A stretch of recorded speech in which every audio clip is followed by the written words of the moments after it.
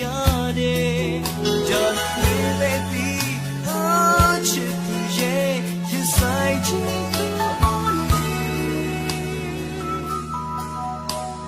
ဒီဆုံးဖြတ်ကိုမငြင်းဘူးကွယ်သူတရားလူကြီးတဲ့ပြီးဆုံးသွားနေပြီးခဲ့တဲ့ဆူလက်များတဲ့ချိန်ပြန်ပြီးဆုံးရင်ကိုပြန်သွားရတော့မယ်သူတရားလူကြီးတဲ့ကိုချစ်ကဒီလုံးလာတဲ့လွယ်ချောင်းရဲ့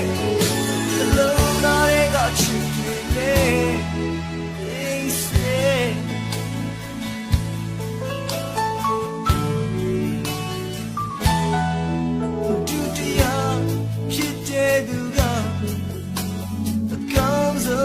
ရှုံးသူတဲ့